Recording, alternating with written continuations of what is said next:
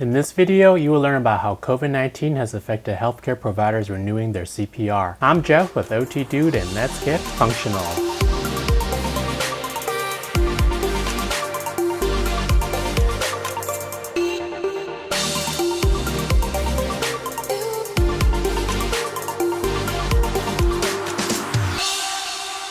It's about the end of June 2020 and I just renewed my BLS CPR with the AHA. First of all, this video does not substitute or replace training required by AHA to become certified for BLS CPR. This video is intended to inform you about the recent changes due to COVID-19 for CPR, how the class is run, and other related considerations. Your experience will vary depending on your location, your instructor, and the current state of the pandemic. As healthcare providers, occupational therapists need to renew their BLS CPR every 2 years. One thing that is convenient now is that CPR cards are electronically sent. No more paper cards. How many of you had to look for your CPR card only to find out that the one you found is expired? So electronic delivery is pretty convenient now and they send it directly to your email. For those of you who have never been certified, practicing occupational therapists are generally required to have a BLS CPR license. My OT school required me to have it even before I was a practicing OT. My situation was a little different because I was an EMT, so I had to certify even earlier than that. For those of you who are considering a career in occupational therapy, it's probably a good idea to get certified anyways in BLS CPR. You kind of kill two birds with one stone by meeting the requirements for school and also having a skill that's very important in life, I feel. One thing to be cautious of is that you sign up specifically for a course taught by the American Heart Association, or AHA, that specifically says BLS. BLS stands for Basic Life Support.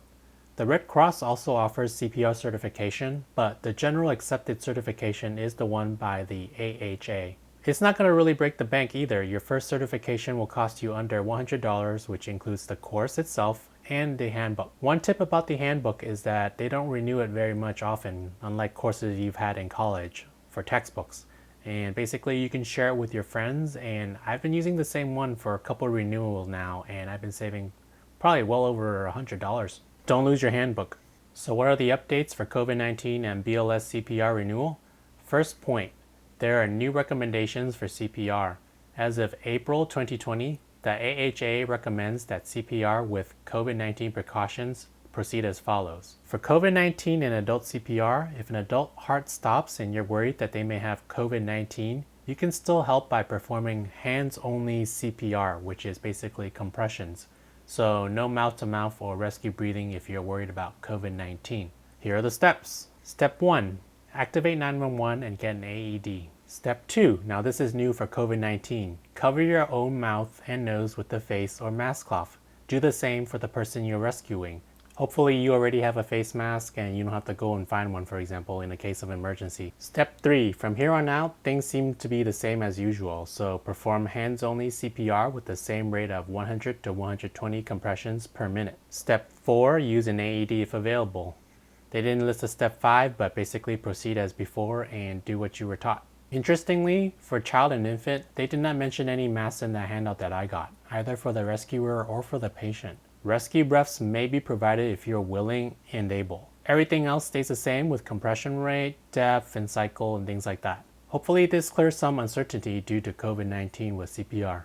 As with recent events, these guidelines may be subject to change, so keep an eye out for that. Second point, BLS classes are in session. This may depend on where you live and the availability. When I was a student, I paid out of my own pocket from a company based out in San Francisco. They seem to be fully operational, but with COVID-19 precautions. If you are currently working, your employer may offer to pay for your CPR renewal as well. It's probably a good idea to try and sign up and look at the schedule as early as possible because courses might be backed up due to some people having to have their CPR renewal lapse. I'll share my personal experience with this recent CPR renewal course. Early on, they sent me an email stating that we should observe COVID-19 guidelines when we showed up. So that includes wearing a face mask and practicing social distancing by staying 6 feet apart. And we did this at all times during our class. I believe my class was capped out about 8 or 10 people, but only 3 people showed up. That might have to do with my course being offered after work, but it was still pretty nice not having to have a crowded room. When I showed up, the instructor was wearing a face shield actually and was cleaning the room with Lysol wipes, so you can tell they were taking this really seriously. Third point, You'll be glad to hear that your refresher course will probably be shortened. Now, I'm a slow test taker and I still felt like I got out earlier than usual compared to the previous times I've renewed. In terms of the layout, we all sat our own stations. We had our own table that were spaced pretty much 6 feet apart at least, and we didn't have to come in contact with any of their students. And really the constructor just came up close and dropped off something at the other end of the desk, and I was able to pick it up without having to get too close to them, so that was nice. As for the course content and what we didn't have too much difference from what the usual was in terms of renewals. We followed along with the video and did compressions, rescue breath, using the bag valve mask. Now regarding the breaths, actually, we didn't have to do mouth to mouth with the mannequin or use like a shield or anything like that. We just pretended, so that was kind of nice too. More recently, the AHA has been focusing more on the team dynamics aspect. So of course with social distancing, we simulated that by dividing the room into two and kind of taking turns remotely, like at a distance. So you don't have to worry about being too close to a stranger and breathing on them and then breathing on you and spreading COVID or anything like that. Fourth point, the written exam has not really changed. Now, I did not get any COVID-19 questions, so that was kind of nice. You didn't have to really study anything new. However, your mileage may vary depending on when you take the course and what kind of situation you're in. But in general, the instructors I've had so far in the past, and I've been with different companies, they've been pretty helpful in giving us specific handouts or kind of giving us hints about what they expect on exams. So you're not really going to have any crazy surprises or anything like that, which is good. Also, if you have not renewed in a while, it was kind of new to me too, which is the fact that you can now do open book testing, which is nice. So you can reference your handbook.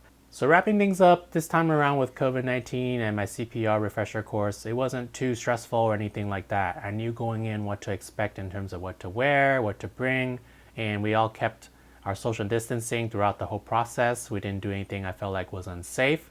I didn't feel like I missed out on anything in the course in terms of my competency.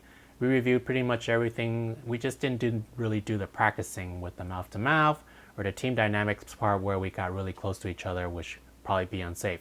So everything was wiped down. And what's also nice this time around, which was new to me, was that we had those armbands that is like a feedback device that tells you how well you're doing compressions. I hope you all found this video helpful. Now, of course, when you go to your course and depending on what time and what situation we're in currently, your experience may vary. So try to keep up to date with the current guidelines and read the emails, specifically the instructions for going to the class and what they say and recommend you do, what to bring, things like that. Good luck, stay safe, and thanks for watching.